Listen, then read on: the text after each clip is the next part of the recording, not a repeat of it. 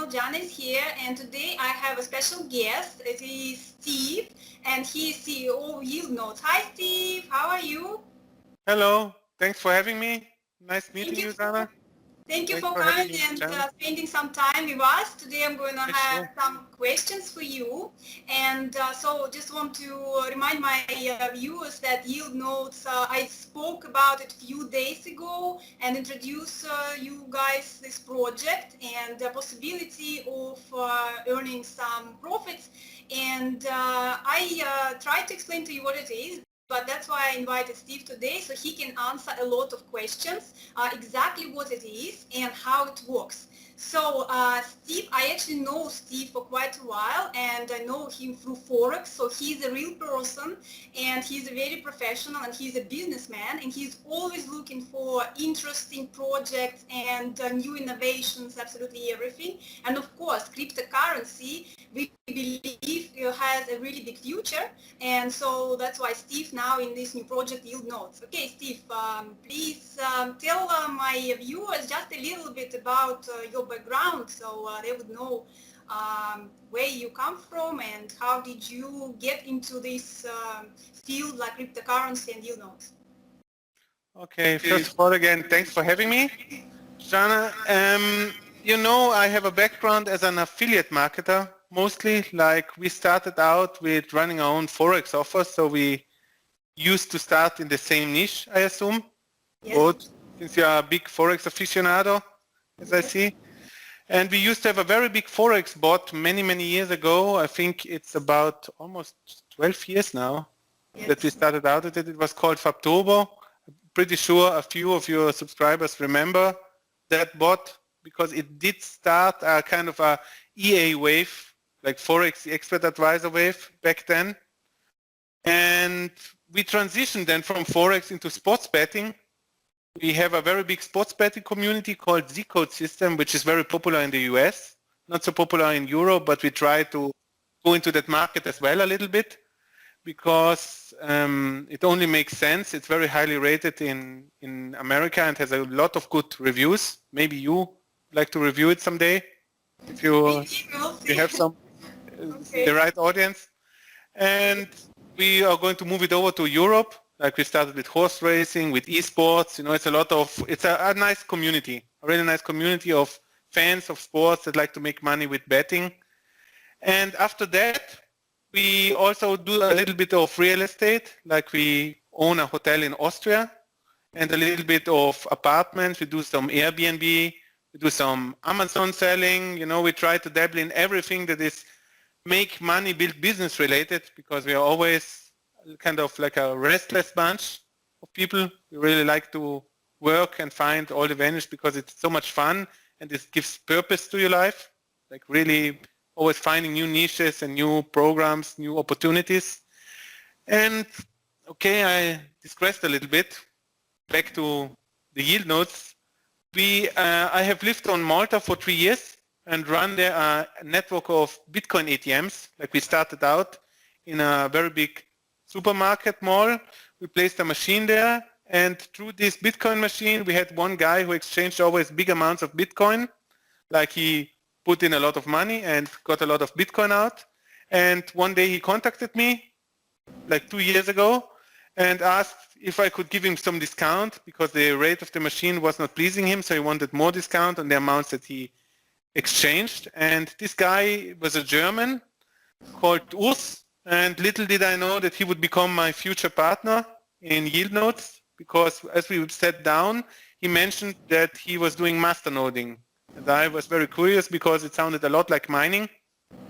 And he invited me to his home. We checked the numbers, the stats, and he was doing really, really big profits doing this. And so I started myself. I used a little bit of his expertise. And like half a year, 8 months later, we decided to launch this project. And that was in October 2019 that we started the official beta test of Yield Notes members. We even went that far as to give guaranteed contracts to the first guys that invested. Like we were confident of guaranteeing the money on our own risk. We don't do that anymore, by the way. So guys, don't get your hopes up. It's enough with that. Now it's same risk for everyone. But it went so well that we gathered a lot of capital during the past 10, 11 months, and we are doing really, really well. So Okay. this, from all the ventures, is probably the most profitable one between us, Jana. No, this is very interesting. Okay, so now can you tell a little bit about that master noding and how it works? How exactly do we actually make? You make money from it.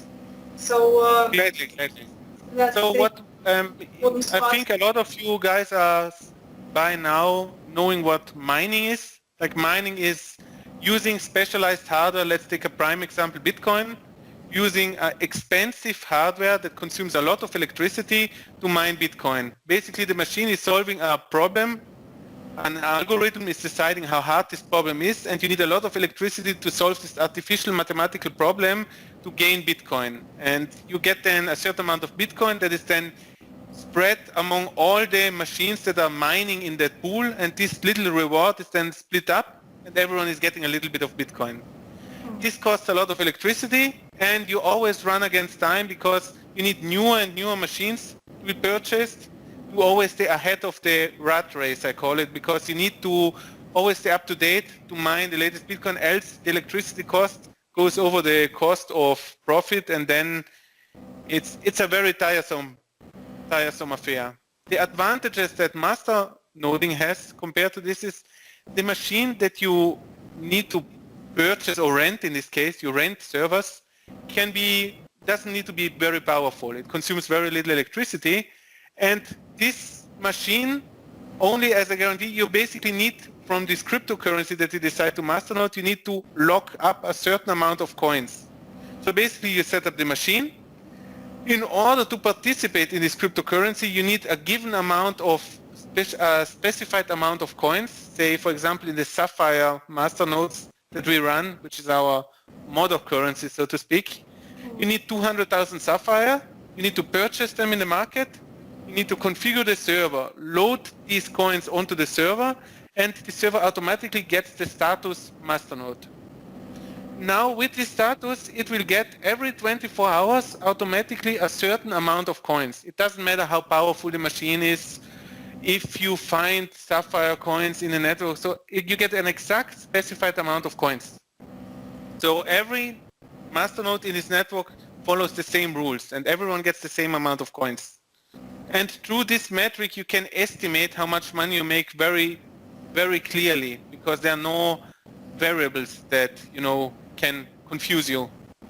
The only thing that is really important is that in masternoding is that you need to choose carefully which coins you masternode, because the market is very big. There are currently on the biggest monitoring sites over 280 coins that are masternodable, and a lot of them are very, very small coins. So the dangers are, for example, you masternode a very tiny coin because you see it gives you 1,000% profit a year, and then the coin is so low volume that no one is gonna buy those coins from you, which is very dangerous, that it falls in value. So it doesn't matter if you masternode a lot of the coins. If you cannot sell them, it's a problem. So what we do at Yield Nodes is we investigate the coins. We check for the volume. We check for the project behind it. We check if it has a proper use case, and then we take it into our portfolio. So currently we have own coins that we took developer teams to, about 6 coins now that are in our own portfolio that we kind of took the reins over, and over 12 coins from outside projects that we masternode. So 18 coins that the funds are diversified on to reduce the risk. Okay, thank you. So I'll let you ask some questions. You see, I'm very passionate about the topic, and you need to slow me down. You need to tell me, Steve, stop a moment, I have a question, because else I'm running away with the topic, Rana. No, I'm trying to not to interrupt you, so my viewers will understand a bit more into insights of this concept, because I knew before mostly about mining. I actually tried myself, and I know it's very hard, and also trading, trading Bitcoin. I tried that, and so you see, the masternoding is for me is something new. That's why I think for a lot of viewers it's also something new. Maybe they never heard about it. So now they kind of have a little bit of understanding of what it is. So, now, Steve, please tell how much actually we can make from it. And so what's the percentage a month and how does it work? And of course, what the risks, right, in here. So what's very important to mention, Jana, is that we are not, and I like to put this out always up front, we are not regulated by any financial authority. We have no trading licenses. We are not supervised by any regulatory body. This is a pure hobby project, so to speak. Like we are a pool of enthusiasts, and people that join us will get 85% of the profits generated by this pool paid out every month, while we take 15%. This is the main metric, the main key that all the projects that are following into this yield nodes project are going to yield for the clients. That being said, we generated, since we started, an approximate average of 10.3% across all months. Like we try to reach between 5 and 15% every month to pay out. Right. And the reason for that is like 5, because we want to make it really valuable. Like we want to make it valuable for the investors to lend his money to the pool so that he gets a decent return. And 15 is possible, but it is really risky. It depends always, because we need to be very careful. We need to gauge risk versus reward a lot. For example, we were a little bit cocky at the beginning, and then Corona hit. As you know, this virus that is like keeping us all down, making us all wear face masks, and so this impacted the masternode scene as well, because all the coins, also Bitcoin, lost a lot of value, and we needed to switch from low volume coins to higher volume coins in order to offload coins and to keep the operation going. So it was a really hard 48 hours where Urs worked basically without sleep. I need to give credit to Urs here. He's a terrific informatics guy. Like, he rarely sleeps. He should sleep more, but it's another story. Anyway, we still managed to get 5.8% in that month, which I think is pretty good, consider that a lot of projects, especially in other spheres, make big losses in the financial markets and stocks. So, yeah, you see, it's not everything. Pretty much depends on the value of the currency. So Bitcoin, how is it? Is it? Bitcoin is very related. You're right. Yes, a very good point. It's related, but it's not. It's correlating to it, but not in such a high amount. For example, Bitcoin during the time was about $8,000-9,000 worth one Bitcoin, and it fell down to 3,000 during the market panic. Yes. In masternoding, this happened also, but to a lesser degree. Like there was also losses, but it went down a little bit less. And thankfully later everything recuperated. And what we did, because we have a good investor base and we still get more investors, we could enter the market at a much lower entry. We could purchase more servers and collaterals at a lower price. So when the market swung back, we managed to iron out all the losses and had a very good follow-up month, and we even went to a one with 12% afterwards. So it's really good that we have this constant influx that helps us ease out on panics, because you as a Forex trader, you know that the market is moving in cycles. Like, it's always going up, then going down, people panic, it goes down some more. But eventually, if you have the patience and if you have the perseverance, you know that you need to ride out these lows. And this is also why we have this 6-month lock in our program. Not that when something bad happens, everyone wants his money out, because this would just crash the system by nature. Because if you need to sell a lot of coins overnight to pay a few withdrawals, it would just reduce the price. Instead, if you have the time to sell off coins over a longer period of time, you will not impact the price as much. And this is very, very critical with masternoding, because the volumes are much lower than Bitcoin. In Bitcoin, if you sell off a few million, you hardly make a dent. But here in these low volume coins, you need to sell slowly and you need to plan very carefully. This is also why we have a very strict withdrawal policy, meaning everything, when you want to withdraw your money, everything you withdraw between the 1st and the 15th of the given month will be paid out on the 8th of the subsequent month. Like, you cannot pay out every 24 hours. And so I know it's a lot of people come to us and say, but why cannot I have my money tomorrow? And this is the price you pay when you try to build a legitimate operation, because there's a lot of physical work behind it. We need to dissolve servers, sell the coins at a decent price. We cannot sell, as said, everything overnight. We need to really meter everything. Like, we have a lot of metrics that we need to follow, and we need to keep all the capital, like 99.9% of the capital that we have we need to keep it masternoding in order to generate these returns. We could, like this is what I always keep telling the clients, is we could of course allow 24-hour withdrawals, but then the return rate would probably shrink to half the current value, something like that. It would have a tremendous impact. So I probably answered already the question about withdrawals, but stop me please. Just say stop. And next question. No, so that's why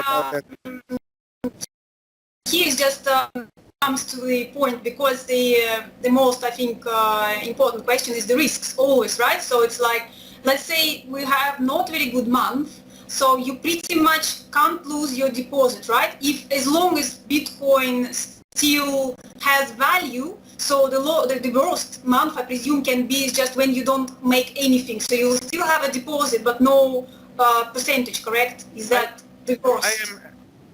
As said, I'm not a financial advisor. I cannot really give any guarantees or anything out of that, but it's highly, highly unlikely. Let's put it like this, because there are few risks that I would say is like if Bitcoin, for example, would be prohibited overnight, or like there's like insane crash happening, or for example, what we need to do is we always need to rely on exchanges. Like we need to put the coins to an exchange and sell them back to Bitcoin in order to pay out the withdrawals. If, for example, during that period of time when we go with a big chunk of money to the exchange, and the exchange is hacked or is leaving the scene, these risks are there. There's always some risk. We take hacking very seriously, so our platform is detached. Every step of the payout, the withdrawal is manual for maximum security. But there are certain things, it's called force majeure, like certain things out of our control that we cannot control, and these are the risks. So if I would be categorizing the risk here, if I would say, let's say Forex is a high risk, I don't know if you agree with me on that, but Forex investment is categorized at high risk probably. I'd say this is medium. Like it's a personal opinion, again, no financial advice, but I would categorize it as that. Like I personally don't see how you could use all your funds overnight, but for legal purposes and stuff, I need to, make a good disclaimer here. I'm sure everybody understands. I mean, even the banks not like giving guarantees or anything. I mean, unless they have insurance and everything else. But I mean, anything can happen. But I mean, from the point of view of the crypto, so it's like, because you were saying that you already had that bad period when we had this COVID and Bitcoin dropped quite a lot, and you still had like 5% profit. So exactly. Yeah, we battle tested it. You're right. So I'm pretty proud. Trying to make sure here is that because pretty much if the coins going up in value, so it's good for us, right? Like for you, so you're making. Exactly. But if they go down, it might not be as good. But as long as they're not like crashing, so if it's, let's say, Bitcoin like completely zero, then it's like everything is crashed, of course, right? So that's exactly. Like all the currency industry will be just gone completely. So that's the worst case. That's like doesn't. That's why we have this hefty disclaimer. We try to do a really good thing here, and we are upfront and honest about it, and we still need to protect ourselves with the disclaimers, because there's so many scams out there in any case, and people grew really tired. So I understand also that facet of life, because you know it by yourself, like 90% of what you see around in the web is a scam. Yes. Plain and simple. So we really want to make a difference with this project. We really do. But at the same time, we need to follow the laws. We need to be really careful, and we can just not give any promises because it would be unrealistic, Yeah, I understand. So I think we kind of just explained what the worst could be from this point of view, or something can happen cryptocurrency. So do you keep deposits? Like, what is it? Are we actually making Bitcoins, or because it's deposits are in euros and Bitcoins, right? So the thing here is like we use Bitcoin as a vehicle of value transfer, because the easiest way for us to invest into masternodes is to exchange from Bitcoin into the, let's call them lesser coins, like the masternoding coins. And you cannot do that from euro or from dollar straight to these coins. It doesn't work. You always need to go over Bitcoin. That's why we take the deposit as Bitcoin, but what we do is we don't keep it as Bitcoin, but we exchange it against the euro, meaning like what you deposit at the given moment, and we fixate it in the deposit platform. this value is the stable one. Like for example, you invest 500 euros worth of Bitcoin, your deposit will be confirmed as 500 euros. It will not fluctuate. It will not go up when Bitcoin goes up, but it will also not go down when Bitcoin goes down.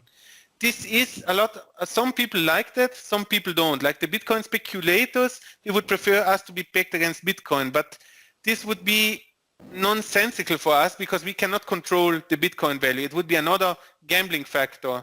Like what we make when we sell the coins, the profits that we make, these are profits that are realized in euro. If we would say we pay out in Bitcoin, we would be gambling on it, and we would be probably, let's say Bitcoin explodes overnight, it would be very bad for us because we cannot know that. The same is if Bitcoin would fall down. So we needed to remove that variable and stick to the stable coin. Okay, all right, okay. So yeah, can you tell a little bit, so you were saying it's not, yield nodes is not going to just be like stuck on master noding, it's going to, it has a bigger future, right? So you have some other interesting things there, so you can like tell a little bit about it to the viewers so they would know it's not just a small project, it's actually planning to be a really big one. So when we started out with masternoding, we were focusing just on the nodes. Like we were looking for good projects, we looked at the volumes, we looked at the numbers, and we started noding a lot of coins. But then the first opportunities came up. And the first opportunity that we had was purchasing a big chunk in Sapphire. Sapphire was a very popular coin once. It died down. It was like the developers during probably the ICO high times, they started Sapphire, and then they lost interest, and we took the project up. And what happened was a very interesting dynamic because there were a lot of people that still held Sapphire and felt let down by the community because the admins they were anonymous guys. They just disappeared and the project lost value and was worth like at the lowest point 1 Satoshi, like the minimum worth that it could be. Basically it was almost worthless. So we purchased the product from the developers. Like we said, we would like to keep developing this coin. This can be our beta testing coin. Let's see what happens when we go as a team in and give this coin purpose and meaning. So what we did was we made a shop. It's called Sub Shopping, and we took over the Discord channel. We hired developers that we pay in Sapphire to bind them to the project, to give the project soul. And slowly, all the people that use Sapphire started to come back, and the value of this coin grew up. It's now on one of its highest points, it's worth 85 Satoshi. So it's like 85 times worth what it was at the bottom.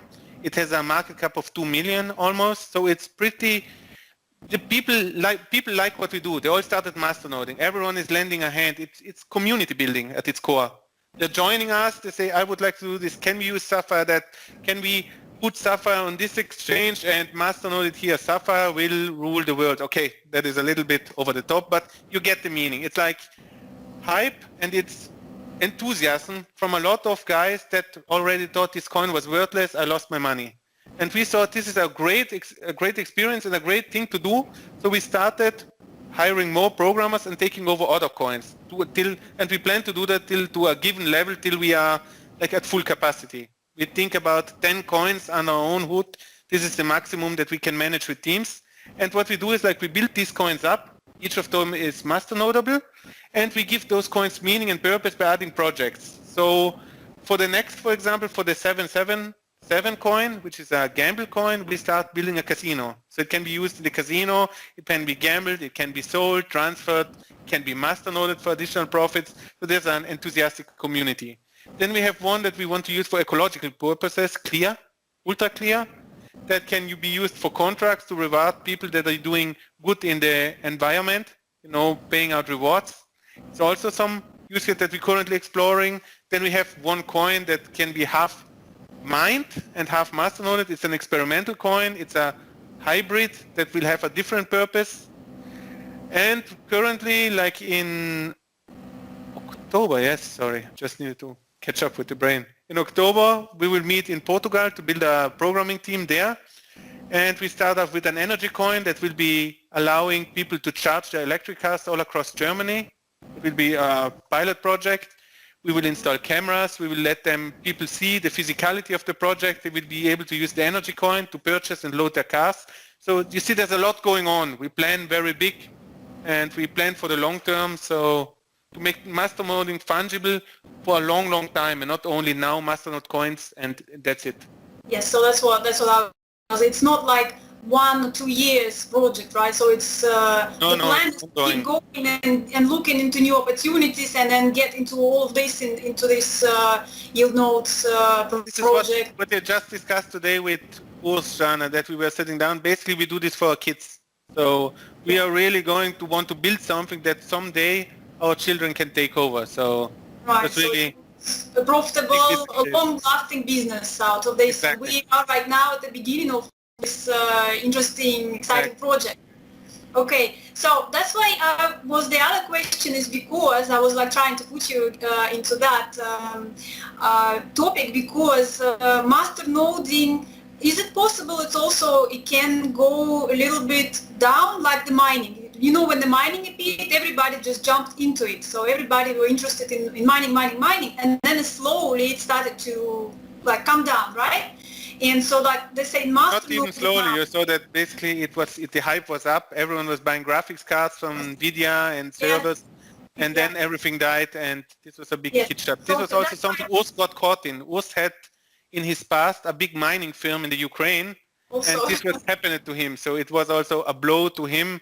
That's why he is afraid of expensive, costly machines, and why masternoding is the better way, because you can dissolve servers. The cost is very little. You know, running the server itself, the cost is very little. The coins on it are valuable. In mining machine, the machine will outdate very quickly, and if you're not up to the races, and the machine stays there just for 2 months, it is basically worthless, and you lose a lot of money on it. Right. So to answer your question here, the risk is that coins devaluate very quickly, but we can sell them. They are very fluid. You can sell them very quickly. And also, we are behind this huge spike of interest that has happened in cryptocurrency. Like everything is spiking down, everything fell down, and we are now at this point where slowly the interest is coming back. There's a very big factor here that the second biggest cryptocurrency in the market, which is called Ethereum, is going to switch to proof of stake. So it's going to switch from mining basically to the masternoding aspect, and this will bring a lot of attention. So on the long run, masternoding is probably going to be the protocol of choice for a lot of these coins. So hopefully in this cycle we are just at the beginning and at ground level and have a lot of growth in front of us. Right. So you will always look into new things, right? So if like this is started to slow down, you will be looking into the new. Exactly, and we can quickly switch out of a coin and switch into another one. We are flexible in that. Like if you have a Bitcoin machine, mining machine, it mines Bitcoin, that's it. You know, you cannot say, okay, I would like to mine Ethereum, this is a different protocol, the full machine is useless then. So we are very flexible, and this is a good thing because we can really jump around. It's about, nowadays, successful business, it's all about adapting. You saw what COVID and what the crisis did to us. You need to adapt quickly. This is much better than relying on 10 years and years of experience and everything is changing overnight. You need to be really adaptable, in my opinion, always. So yes, I also have the same opinion. That's why I'm asking. So yeah, so my viewers would understand that it's not just stuck to like one coin. It's stuck to something. Just to one thing is going on, and if something happens to that one thing, everything is crashes. So when they worry about it. So it's a lot of things going on. So that's why it's kind of a little bit more stable, let's say, in that respect. So and gives a bit more future, let's say, to the other things. So I was just also like, I think it's quite good explanation of everything. And will you be accepting the new people for long time, or would it be some time when you just close the gates and just going to say, okay, that's so in private. I understand what you mean. Yes. I discussed this with us as well, because if you go, for example, to masternodes.online, you see the entire market cap of masternodes right now, the entire volume, and it's close to 1.6 billion. Like it's a good volume. It increased since we started out. When during Corona times, it fell to 500 million, the full market, and now at 1.6. At its high time, it was 2 billion. So there's a lot of room to grow for us, especially we will need a lot of capital to build the use cases behind, like the battery packs, the energy. There's a lot of capital needed to build all these things. It is probably, if we keep really busy, we have space for a lot of people. It depends on us a lot. So, but this will be a day-to-day, week-to-week decision. Like, we need to see how much we are comfortable with so that we do not endanger the investors that we already have. It's very important to us because the security of the capital is the most important thing. At some point, maybe when we grow bigger, it could be that we would need to reduce the monthly yield, or if a project truly explodes, we would also increase the monthly yield. It depends really. So as long as we can, we do. If we can't, we have no quarrels about closing the project even overnight if it needs to be to protect who is part of the family. So you see, it's open-ended basically. Okay, all right. Thank you. Yeah, thank you for answering. I think this the main questions I had, and I'm sure you gave really good answers. And for the everyone can actually contact and talk to you and the other. Time gladly, you know. If you see them. Sorry.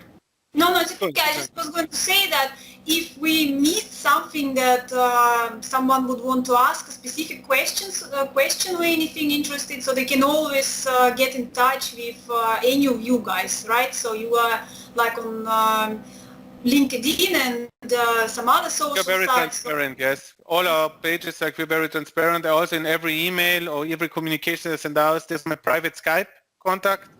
If you have a little bit of patience and we can fix a time, we can speak face to face. There's no problem, absolutely. Like, I gladly take my time for the investors, also for interested, or just to talk about crypto. As you know, I'm a pretty big crypto aficionado. We can talk for hours on the topic. So if the time permits, gladly. Else we are reachable also on WhatsApp, via email, can reach out, connect ourselves on LinkedIn. And yeah, also for verification purposes, you know, I would extend an invitation to you. If you would like to come and see the operation, we gladly invite you to Malta, have a look, watch over Urs' shoulder as he manages the nodes, see that the capital that has been collected is truly the capital that is masternoding, which is very important, you know, that we are not, how do you say that, stealing from Peter to give it to Paul kind of shenanigans. Yeah. Okay, yes, thank you. So yeah. Maybe for a follow-up video, who knows, maybe in the future. I mean, of course, it could be really interesting, yeah, for people to actually see how it's, where it runs, how it goes, and a bit more information, and yeah, possibly, maybe, so we will see. Thank you so much. So I think right now I'm just going to say thank you for finding some time to answer these questions and yeah, to talk a little bit about all these opportunities, great opportunities. I believe that it has a really great future, and it's going to be very big, so I really hope so. And thank you very much. We're crossing our fingers as well, you know. Yes, okay. A little bit of luck and a lot of work should be the right combination to pull this off, hopefully. Yes. Yeah, you guys work really hard. I know you, so I know you are a very hard working person yourself, and I do know that, yeah, all your guys around, the professionals, you see, it's like you have years of experience. I mean, I know you like from Forex, just like I said, so that's why I believe your expertise, and I believe and trust you believe in the people who is behind it and doing all of this. So yeah, and so that's why we have connecting the right people. Exactly. Like, just working with the right people is probably the secret sauce, and able to trust. To have people you can trust. Yeah, I just want to say also my viewers that they've been watching who is long time with me, my subscribers, they all see and watch my videos, and they know that I don't usually make videos like this. I don't usually introduce the projects. I actually promised that I will be introducing to the projects where like I tried or I know something, and I actually have been trying some and it didn't work, so that's why I didn't make any videos. And that's why right now I'm making this, because it looks, it has like a very good potential, and you are the guys are professionals, you know, because we know all of this like Ponzi schemes where people just invite some actors and they like learn the, you know, the text, and then they will tell you all the things like, you know. Yeah, I'm definitely no actor, no. Yeah, so I know you. Yeah, that's why I know you're a real person, and So I hope you guys liked our video interview. So of course, if you like all the information, you can go through the link in the description under this video. So once again, thank you, Steve. And of course, any questions anymore, you can ask me. I can pass to Steve, or you can contact directly, guys. So thank you so much. And I see. Thank you very much. Thank you. Okay. Thank you for the interview, Jana. Bye bye. Thank you. Bye.